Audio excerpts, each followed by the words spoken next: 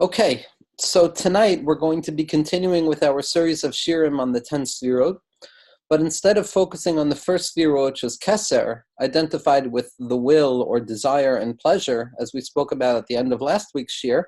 I decided that it was kedai, that it was significant to spend a little bit more time this week further introducing the Spheros, or the concept of the 10 Spheros, so that when we enter into the particularized sugyos of each and every sphera, as it is expressed within the lived experience or the phenomenological livedness of each and every human being, we would have a very clear parameter of exactly what we're talking about and, more importantly, what we're not talking about. So in order to properly understand the Eser Spheros as they apply to the human experience and the human condition,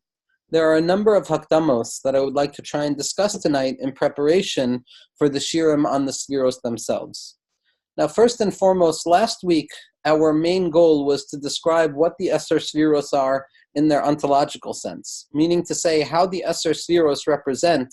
this hybridity between essence and inessential qualities of godliness for the sake of the creation of the universe, or the creation of existence. And we utilized the teachings of the Ramak in Pardes Rimonim, in Shar Dalid, Shar Atzmus V'Kelim, where there was a fundamental discussion as to the nature of the Spheros, whether there were essential qualities of godliness or simply instruments of the divine in order to manifest creation. And through the Ramak and through the interpretation of the Tzemach Tzedek, as well as the Rebbe Rashab, the fifth Lubavitcher Rebbe, in his essay on the Pesach Eliyahu, the Chelek from Tikkunei Zohar, that is attributed to Eliyahu Hanavi, that discusses the Eser Spheros, we came to this hybrid space, liminal space, where the Spheros are neither etzem, they're neither essence or inessential instruments, but rather they are a unique combination where they are tools or vessels through which HaKadosh Baruch Hu is capable of disclosing his essence, so that the Eser Spheros, the manifoldness that we discuss in the number 10, Eser v'lo echad esrei, 10 and not 11, like the Sefer Yetzirah says, Eser v'lo teisha, 10 and not 9, are not an abdication of the unity of godliness, but rather they are a full manifestation of that unity of divinity in and within creation itself. Now the question is, how does this apply to the human being? Now, we ended last week's class with discussing the interpretation of the Pasuk in Iyov through the Baal Shem Tov and his students of Mi Besari Echaze Eloikai, that from my own flesh, from my own lived experience, from my own chisaron, from what it means to be a human being, I can come and grasp divinity. That's what the focus of this year is going to be about. How is it that the human being, the krutza of Chaimer, this lowly creation that experiences anxiety and brokenness and death and frustration and sin and transgression, how is it that the human being can be considered, at least according to Pnimius HaTorah, the essential quality of this worldliness, to the point that we represent within ourselves the Eser Spheros, to the point that, as we saw in the Shlach HaKadosh, we are a reflection of sorts. We are a mirror image of the 10 strengths, of the 10 potencies that God used, so to speak, in order to create the world. Now,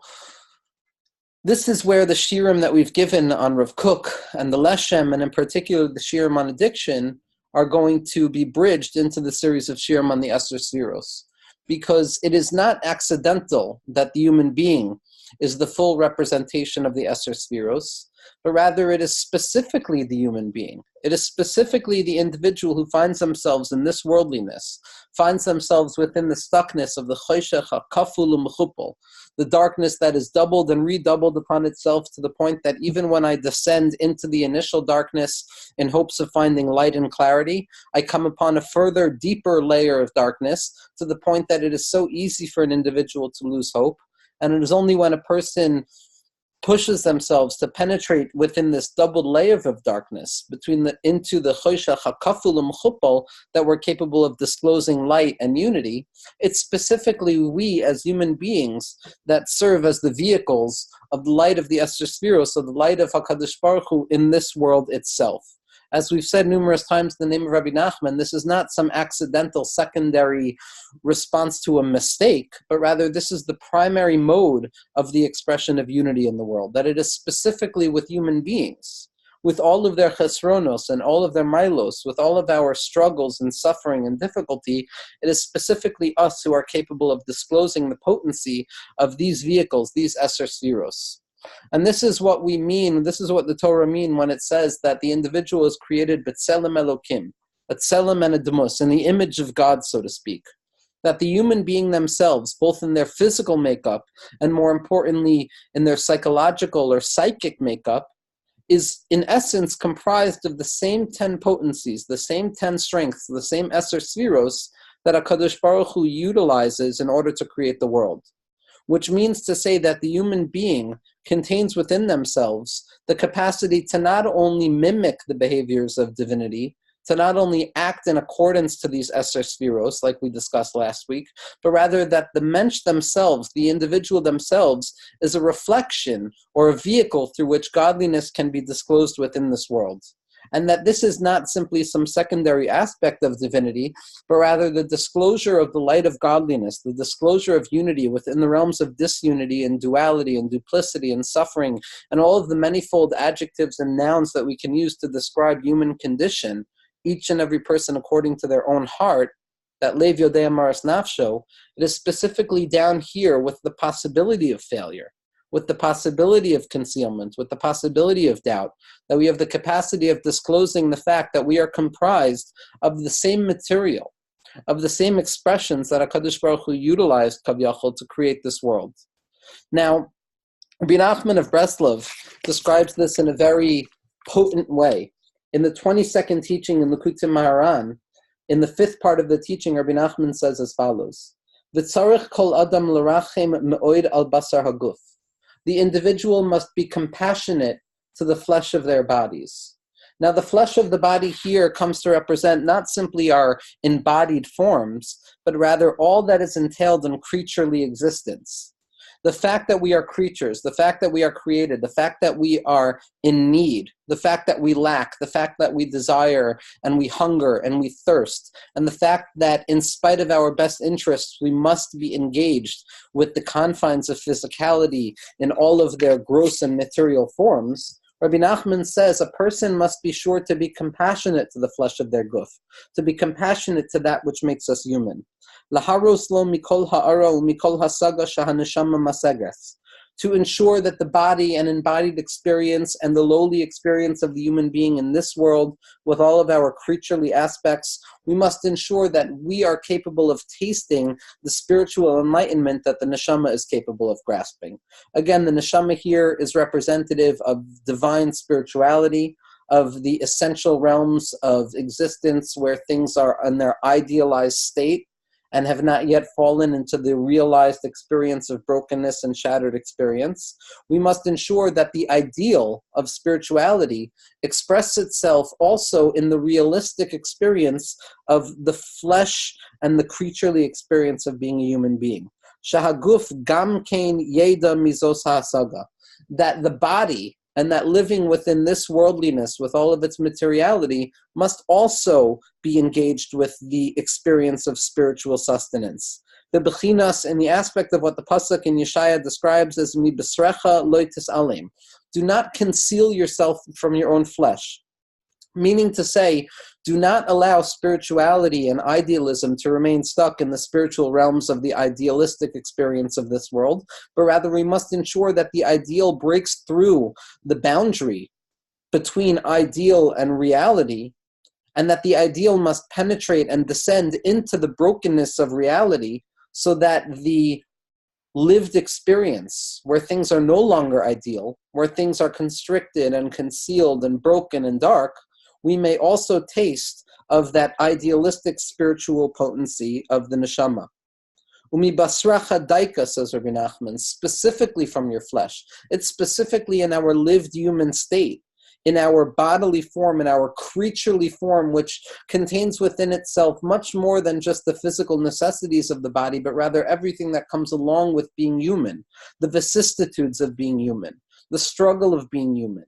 The fact that as human beings we are uniquely aware of our ultimate demise, or aware of our own mortality and the anxiety that is born out of that, and the anxiety that we experience in each and every minute with the realization that this moment will not last. in all of which constitutes us being human, we must ensure that our spiritual potencies, that the light of the Asar Sfiros descends specifically there. Shelo ta'alim einecha melarachim al basracha, that you make sure not to forget to have compassion on your body, not to forget that spirituality, if it's going to mean anything, if the light of the divine is going to mean anything, it must mean that it penetrates down even into the realm of physicality. Hainu basar gufecha, your humanity, you being a human being.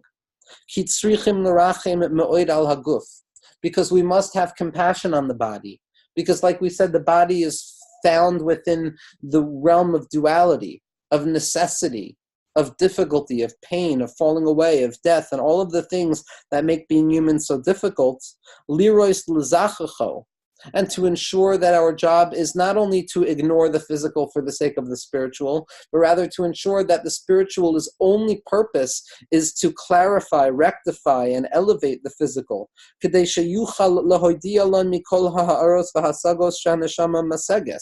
That we must mutter and converse with our bodies and ensure that our bodies become aware of all of the spiritual gifts that our neshamos are capable of experiencing. Meaning to say that we must ensure that the realms of divinity, the realms of spirituality, not only remain transcendent in their transcendental space, but rather they must descend into the broken and dark, heavy, immanent plane wherein we experience the day-to-day experiences of being alive. There too we must disclose spirituality. Ki haneshama shel kol adam hu roa umasagas tamid devar melyonim ma'oid.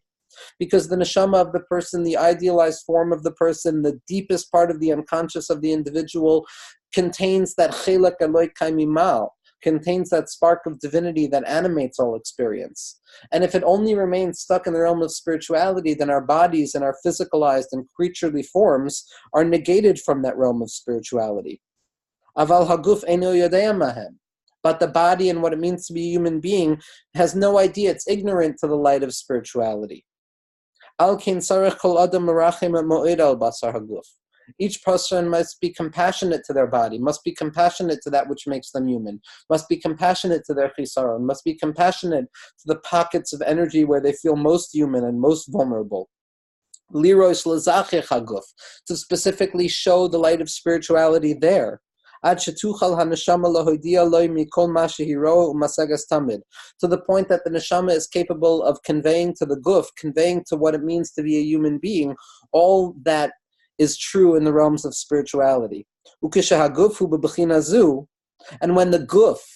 when our bodies, when our human forms, when our creaturely experience of what it means to be stuck in a world of duality, where everything seems to move towards the side of negativity, with all of the vicissitudes of our own particularized experience, whether it be anxiety or depression or brokenheartedness or desires that are left unanswered, or simply the boredom of being alive, that is specifically where we must ensure that the light of spirituality descends. And at that point, it's not enough that we say now that the guf also has kedusha, but now we experience the essence of kedusha, v'hi tova lahaneshama.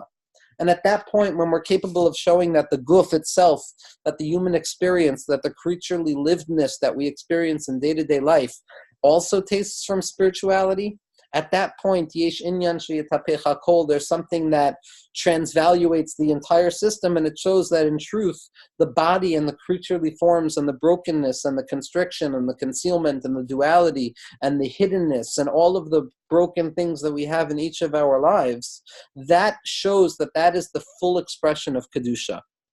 The fullest expression of spirituality is specifically when the Adam themselves, when the human being themselves is capable of becoming a vehicle to Kedusha. Because like we've been saying from the beginning in the Shirim of Rav Kook, it's one thing for HaKadosh Baruch Hu, it's one thing for spirituality to show itself in the supernal realms of unity. It's another thing that the supernal realms of unity have the capacity of descending into the broken material planes of physicality, to show and disclose that even in duality, that even in darkness, that even in brokenness, and even in the anxiety that surrounds daily living, that is specifically where we have the capacity to disclose the great light of HaKadosh Baruch Hu, which is the Yichud, which is the light of unity that shows that the beginning and the middle and the end, in spite of their disparate parts, in spite of the broken rhythm that appears to be devoid of narrative and meaningless, is in truth part and parcel of the same Hanhagas HaYichud, as the Ramchal would say, the same plan of the divine mind, so to speak, that originated in the unfathomable will, like we spoke about last week, and Kacha, of the Keser Kol HaKsarim, of Kacha Yeyaseh Ish, that is disclosed specifically on Purim, the day of the Hipuch. It's specifically in the bottom that we're capable of disclosing the loftiest levels. And for this reason, the Adam, the name human, or what it means to be a human being, has two apparently disparate and separate definitions, which, based on what we're trying to say, can be unified in a third one that stands on top of them. Chazal famously say that the Adam is called Adam, that the human being is referred to as Adam, because the human being must always recognize themselves as being stuck in a liminal plane, an in-between space that is between two realms, like the Baal HaTanya teaches us in Safran Shel Beinanim, the book of the in-between individual. That on the one hand we are Adam Ela Elyon, that on the one hand being a human being gives us the capacity to imitate and mimic and follow in the path of divinity, to look and be similar to that which is ideal and spiritual and good and true and light. But on the other hand, we're from the Adama, we're from the ground, we're from the groundedness of experience, from the most mundane and boring aspects of physical heaviness, that which appears to be at first glance devoid of the light of spirituality that animates it. So we're caught in between the Adam Ela Elyon, the replicating and mimicking of the divine, and at the same point we are Adama. We are part and parcel of the lowest aspect of existence. We are nothing shebe nothing. And Rav Simcha ben Rav Pshischa, the Rebbe of the Kotzker Rebbe, the Talmud Mufak of the Yid HaKadosh, and the Rosh HaShalsheles, basically the head of what would eventually become Polish Hasidus, as expressed in Ger and Sakachev and Alexander and Ishbitz and Rav Tzadok and all of the wonderful teachings that we have from that base medrash. Rav Simcha ben Rav Pshischa has a third interpretation of what the word Adam means. Adam doesn't only mean Adam Ela Elyon, that I will replicate the divine. It doesn't only mean Adama, that I will be stuck in creaturely experience, but it means dimyon as well. It means imagination. That if a person wants to come and understand how to bridge this paradoxical distinction between being a replication or mimicking the divine on the one hand, and being stuck in the grounded, broken experience of being a human on the other, of the ideal and the real, of the profound sense of spiritual capacity, yet the profound anxiety of being stuck in physical constriction, the only path forward is going to be the dimyon, which shares an etymological root with the word Adam. That is only through our imagination, it is only through our capacity to recognize that we are simply mishalim, that we are metaphors, like the Shlach HaKadosh taught us last week, that our bodies and our neshamos and our world and our experience is simply a metaphor for something larger than us, something beyond our capacity to grasp with our intellect. It is only then when we give room for our dimyon, when we give room for our neshama,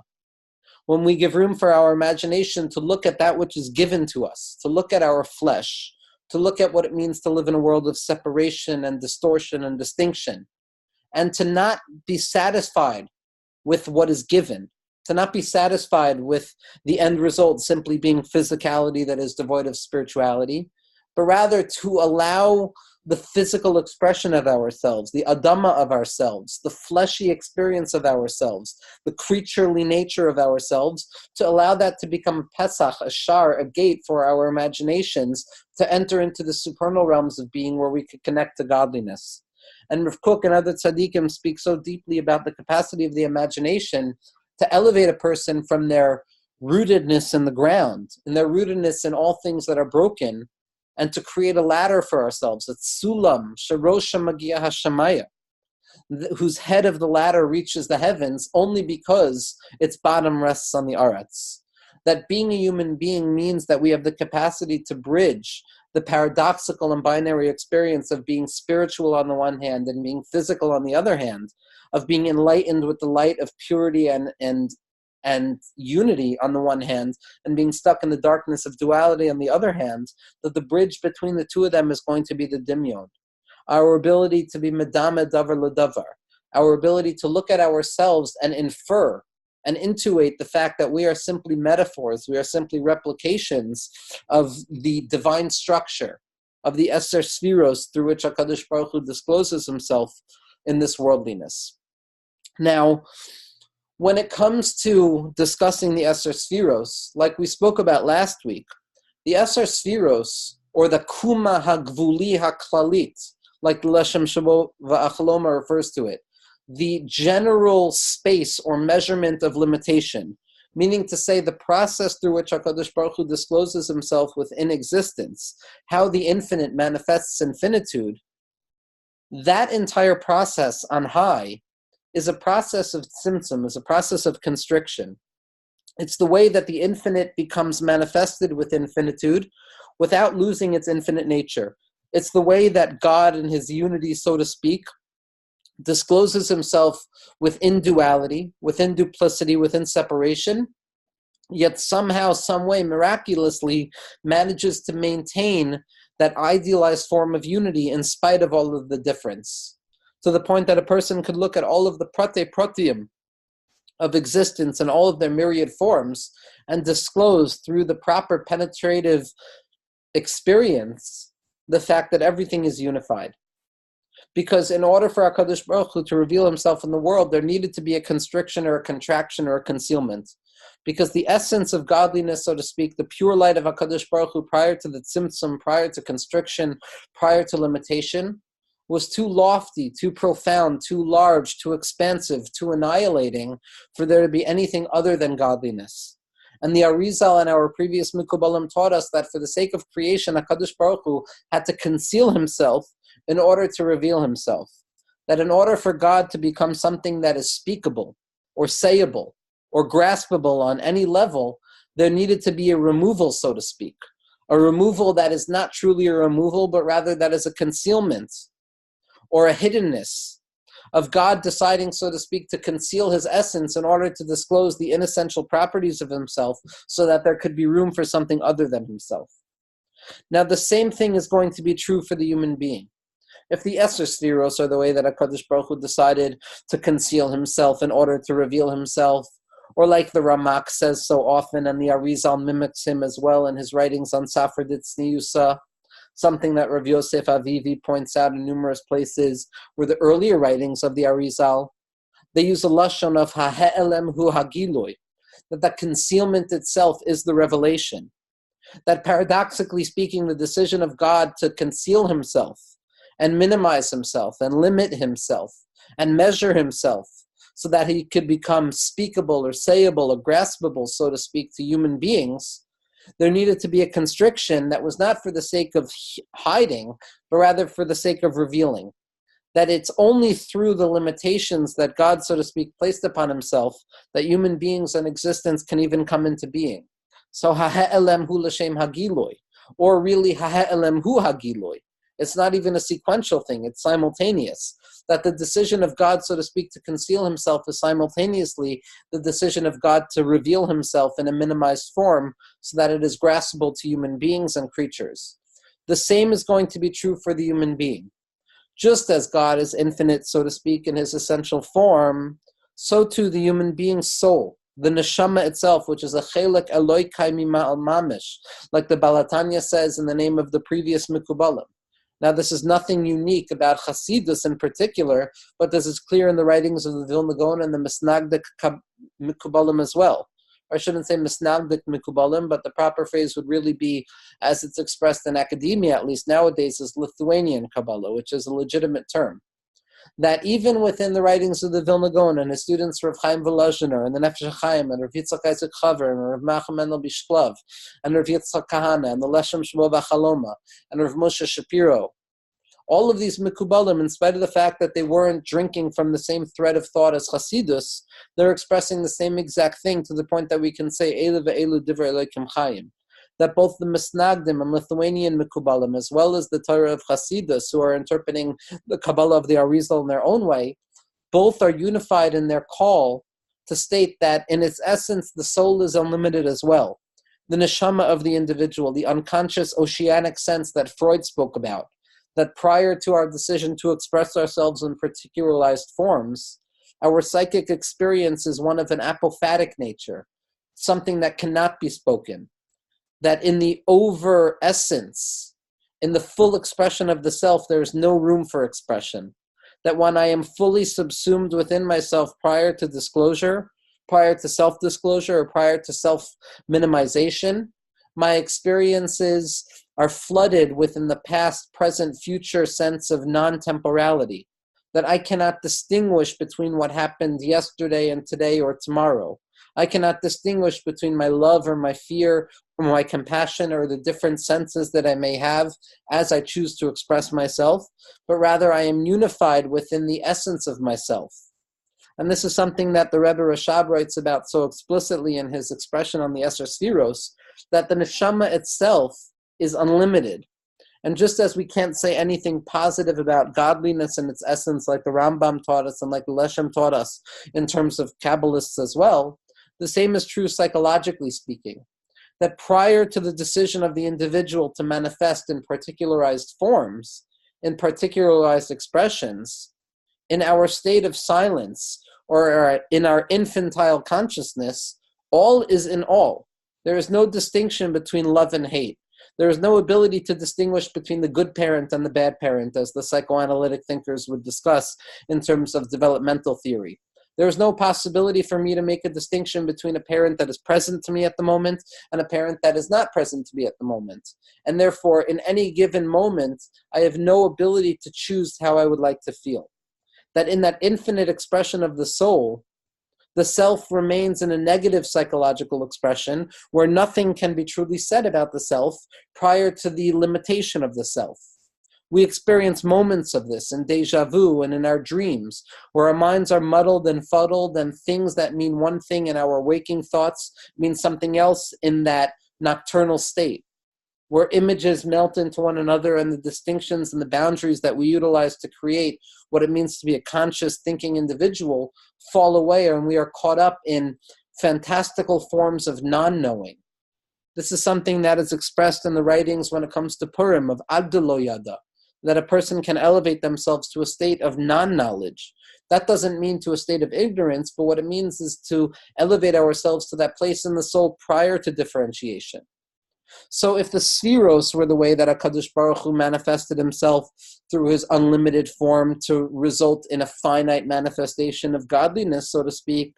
the same is going to be true with regards to our psychological states, with regards to our neshamos. That is specifically through the midos. It is specifically through the Sfiros themselves, that which allows for storytelling, that which allows for personal narrative. Again, Sfiros have the same language as Sipor, as a narrative, or a mispar, or a number. That is only when we begin to be able to enumerate the parts of ourselves, when we begin to convey our personal narrative, that is when we are able to disclose ourselves to someone else other than ourselves. Prior to that manifestation, prior to that decision to enter into the particularized midos of ourselves, whereas we're going to see these 10 different phenomenological lenses through which we experience life,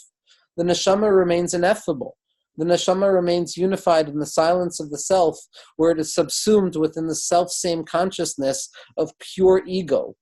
of pure satisfaction and pure effulgence of that oceanic sense prior to any expression.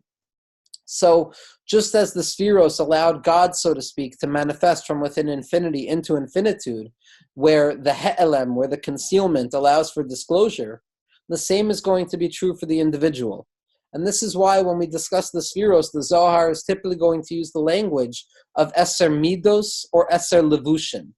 of 10 characteristics or 10 measurements or 10 garments. The Spheros, when it comes to the psychological expression of the Spheros, as disclosed in Hasidus, are typically referred to as Levushin, as garments. Now, just like HaKadosh Baruch Hu Kavyachol needed to conceal himself in order to reveal himself, that's what garments do for us as well. Garments are modes or modalities through which we express ourselves to the world outside of ourselves by way of limitation. When I choose to cover myself up with a particular garment, when I choose to wear a particular shirt that expresses a certain interest of mine, whether it be a band or a sport or a team or anything that I'm interested in,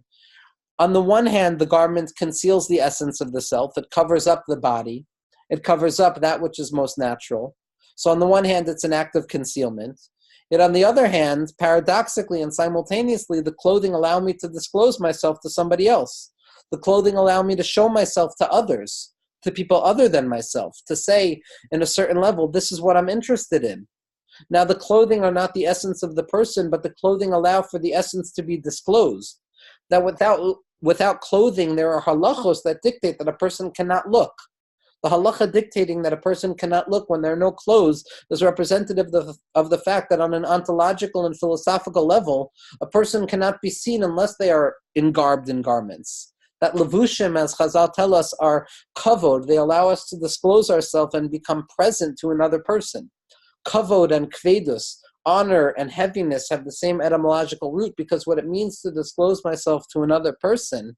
means that I create a certain presence in that person's life. I take up space. I create weight in that person's life. I am meaningful to that person. It's only through levushim, it's only through that which conceals that I am capable of disclosing myself. It is only through the midos, it is only through the measurements that are imparted onto the unmeasurable that allow for the infinite to be disclosed in measurement. So the Sphirot themselves, as we're going to see, are not the essence of the self, but rather they are the ways that we disclose and express the essence of ourselves into the world.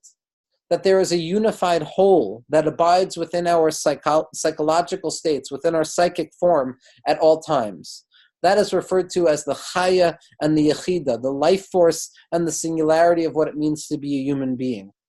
Those parts of ourselves, those essential parts of our true selves, as psychologists would refer to it, that exists no matter what. That in spite of all of the dirtiness and all of the brokenness and all of the confusion and all of the concealment that we cover ourselves up with, there abides an irreducible essence of what it means to be a Yid, what it means to be a Jew, what it means to be a human being. That within all of our confusions and our cheshbonos rabos and the myriad forms of expressions and intellectualizations and defense mechanisms that we utilize in order to disclose ourselves in the world, there abides and there exists a true singular unified sense of the self that is only disclosed in the most severe of times, that is only disclosed at the moment of mesirat nefesh, at the moment where the self decides to overcome itself by giving itself over to something beyond itself. Now, this doesn't simply mean giving one's life for Kiddush Hashem, but Mesiras Nefesh happens at every moment and every day. When a person decides to die within their hearts, like the Alexander Rebbe writes in the Yismach Moshe, that every day there's a histarklus belibo sha'adam, that every day there is a moment of giving over our lives, not in a way that is depressive or that is violent, but rather in a way that is expressive of the realization that there's something transcendent to us. The realization that human life, that creaturely life in the limited temporal framework of past, present, and future, where the anxiety of death awareness pervades and creates a deep sense of vulnerability, which makes each moment both powerful and frightening at the same time. It's specifically when we give ourselves over to something bigger than us, when we surrender ourselves to the flow, when we give ourselves over to that openness of vulnerability, it's specifically there that we're able to find HaKadosh Baruch Hu and to find Yichud. At that moment of Mesiras Nefesh, at that moment of letting go of the known and embracing the unknown of our lives, it's specifically there that we're capable of disclosing that true self, that essence of the neshama, of the chaya and the yechida, of the singularity or the life force of the self, which is unique and unified no matter what the expressions are. But for the remainder of our lives, for all other moments where we are forced to engage in the day-to-day, where we are forced to engage with human beings and engage with this worldly behavior, whether it's through professionalism or engagement in spiritual texts or philosophical explorations, that is where we must go through the midos. We must go through those particularizations of the self, those containments of the self, that allow the self to be disclosed in some measurable and limited way so that it can be expressed to another person. That is why, according to the Rabbi Rashab, that is why, according to the Zohar and the Meforshim, that the Eser Spheros, that these different phenomenological moods of ourselves that we're going to discuss throughout these shirim are seen at once as concealment of the true self, things that block out the essence of ourselves, but simultaneously allow for the disclosure of the self. They allow me to express myself to another person in a limited form, because prior to that concealment, there was no language that could capture my experience. So when we talk about the Esther Spheros, when we talk about the 10 different moods, the 10 different forms through which we disclose ourselves in this world, it's very important to hold on to the simple truth that what we are experiencing when we disclose ourselves to other people, and when we experience psychological moods, and when we're capable of pointing out that I feel this way and not the other way, or I feel that way and not some other way, or I want to be with this thing and not the other thing, or I want that thing and not this, or my particular interests, or the things that make me me in a limited way, all of that are garments, are levushim of the self, things that cover over the essence of the self and at once reveal the essence of the self.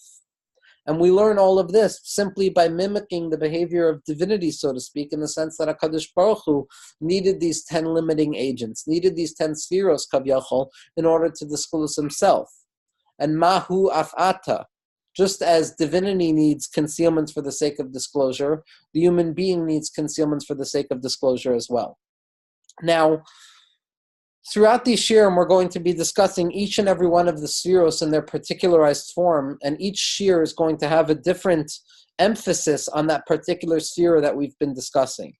But as we saw last week, the interconnectivity or the holographic reality of the spherotic makeup, which teaches us that in spite of the fact that I am only touching a part of the spheros right now, that I'm only engaged in one particular sphera, in essence, if I am capable of descending into the interiority of that sphera, I would come to recognize that I am touching the all. That when it comes to unity, when it comes to the structure of unity, each part contains within itself the all. And to understand the philosophical implications of this, the shiurim on the Leshem Sheva V'Chaloma, in particular the last shiur, which is entitled The Whole in the Part, is highly instructive. Now,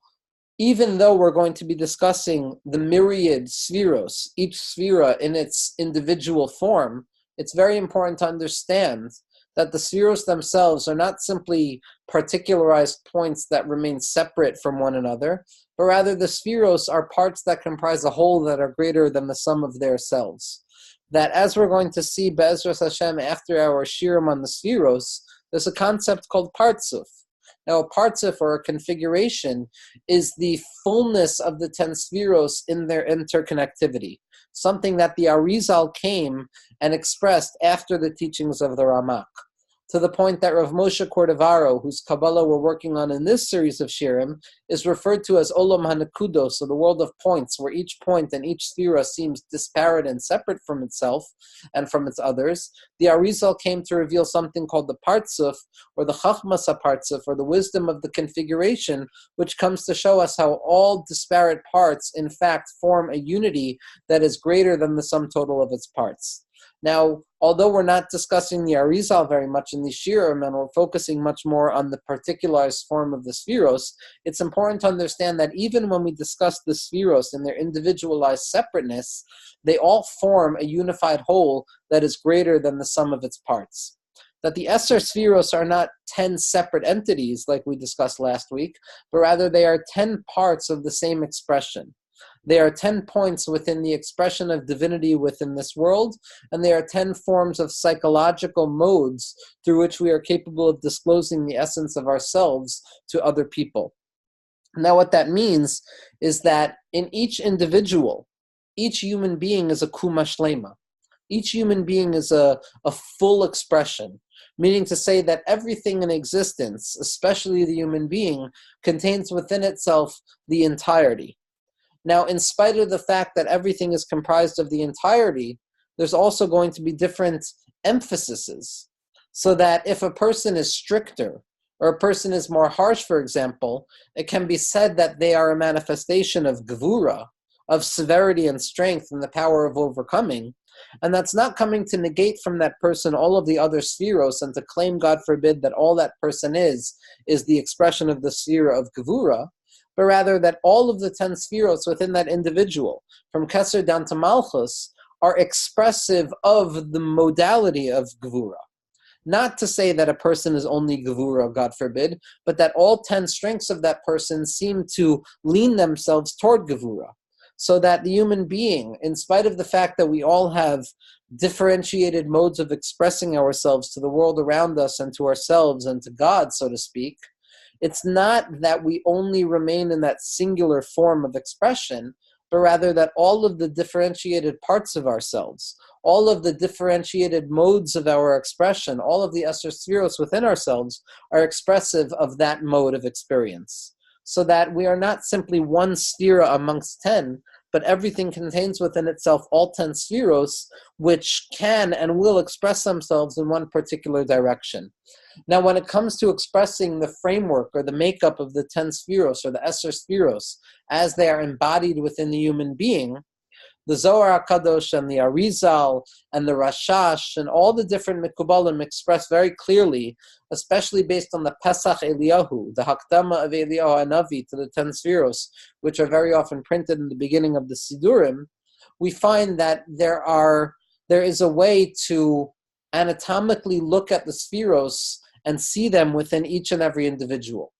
So that what we're truly saying is that each person contains within themselves the entirety of the 10 Sfiros. Now, the way that this is typically disclosed, and here what we're going to look at is a brief summary of the Sfiros in their generalized and unified form as a preparation for ourselves to begin to discuss each of the Sfiros in their particularized form. That Keser, as we're going to see, is going to be represented by the cranium, according to the Zohar. The cranium or Keser is representative of the superlogical will, the desire of the individual, the unconscious part of the individual prior to its manifestation within idealized thinking and within the intellectual processes of the mind. And we're going to discuss Keser at length next week, Be'ezras Hashem. But suffice it to say that Keser is that point of connection, that interface between the ineffable and that which is capable of being expressed in logic. That the Keser is the cranium, it represents the center brain, it represents the midbrain, or the pineal gland, wherein an individual is fully unified with their creator. Now again, we're not discussing actual material connections here. It's very important not to, God forbid, fall into the mistake of Hagshama. I'm not claiming that the brain contains the Keser within it, God forbid, but rather when we look at our bodies, of mi basari echze Eloikai, it's capable of finding examples or mashalim like the Shlach Kadosh taught us last week to the Esser Sfiros. So the cranium is going to be representative of Keser, that which surrounds the head. The right brain on the right side of things, which was representative of expansivity and flowing kindness. That right or the Yad Yamin is always associated with things that are expressive. What we're going to find is Chachma. Now, Chachma can be identified in the right brain as those collective understandings, those totalitized forms of understanding where we have a general sense of the entirety of the picture, yet we're incapable of discerning any details of the picture. Chachma is the ability to see something from afar and grasp a full picture of the thing. That initial burst of enthusiasm within the mind, that's going to be associated in the right brain of Chachma. The left brain is going to be associated with Bina. Bina is understanding, and because it's on the left side, it's going to be associated with severity and constriction. If the right hand is representative of grace and expressivity, as we're going to see, the left hand and the left side of things, or the tzad smol, is going to be associated with constriction and limitation. So we have Keser in the middle, we have Chachma on the right side, and we have Bina on the left side. Now, after we've gone through those intellectual processes, we now descend from the realm of the mind into the realm of the emotionally lived body. And here we're going to have the same breakup of middle, right, and left. Middle representing a synthesis of the two, the right representing the expressivity of something, and the left representing the constriction of something. Now, the right arm is going to be associated with chesed. Chesed is associated with expression, with loving kindness, with movement outwards, with the attempt to integrate myself with things other than myself. Gevura, on the other hand, is going to be the left arm, which is going to be constrictive, which is going to be my ability to measure things and withhold things and say ad kan tavo. And the synthesis of the two of those, represented by the body itself, is going to be something we refer to as Tiferet. Tiferet is going to be the synthesis of expressivity and constriction, and the perfect unity of those two is going to manifest in beauty, in something being perfect. When there's a proper balance between what is here and what is absent, between the white fire and the black fire of the letters that comprise the Sefer Torah, that is what gives birth to beauty. Now, in that triadic structure of Chesed, Gvur, and Tiferes, we're still stuck within the emotional state of experience. It's prior to manifestation.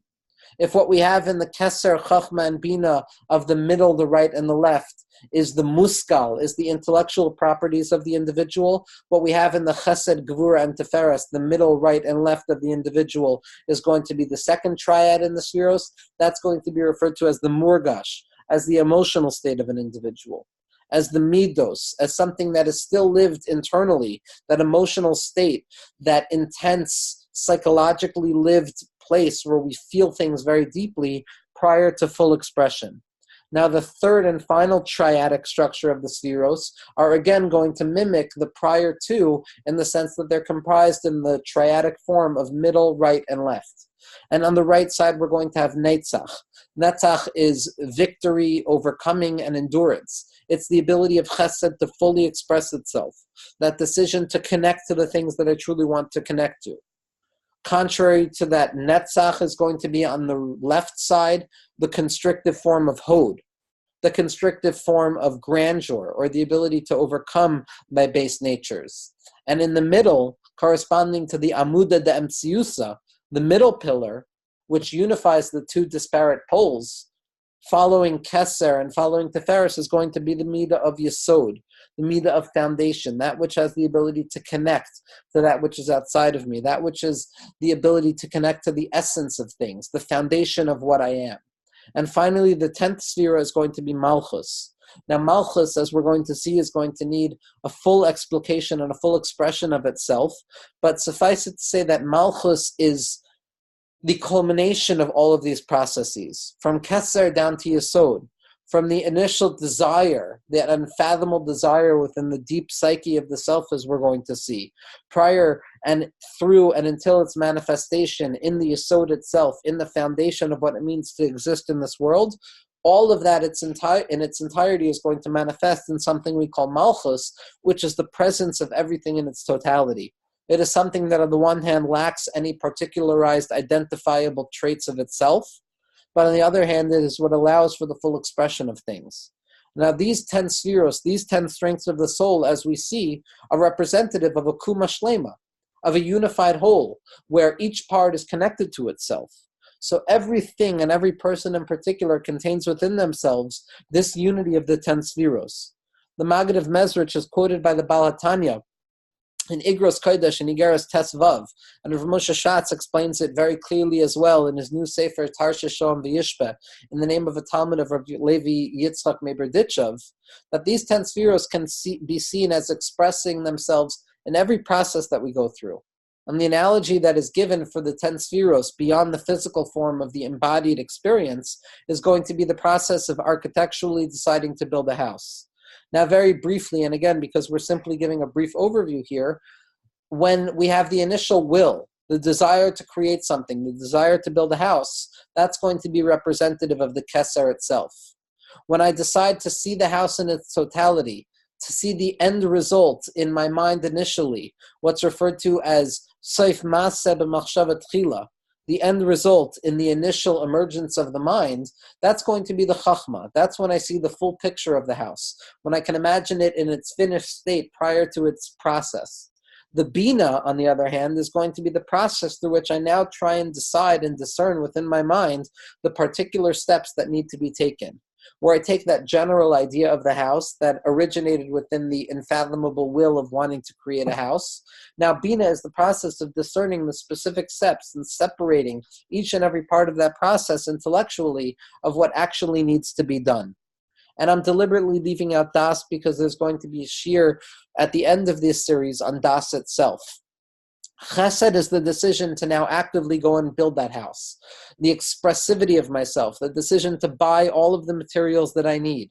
to go crazy with all of my plans and my expenditures and deciding what the house needs to look like. Gevura is when I meet that expression of what I want this house to look like with the realization of the limitations, of the square footage that I have, of my limited amount of money that I can spend on this house. So my initial desire of chesed to give everything for this house is now met with the gevura of constrictive reality, which says, no, you can only do this much. When those two oppositional traits are unified, it creates and results in the tiferes of the house, the beauty of the house and the way that it's actually supposed to look. That's when I come up with the blueprints of things. That is an ikr in the process of the Eser Sfiros. Now I begin to move into the practical stage of things. Netzach is when I overcome my miserly nature and I decide to buy the materials and I decide to pay for the furniture and I decide to pay for the functionality of the house. Hod is when I overcome some of those base desires and I say that these are the things that I'm practically going to minimize myself on. I'm not going to get the extra room. I'm not going to spend the extra money on the building of the house.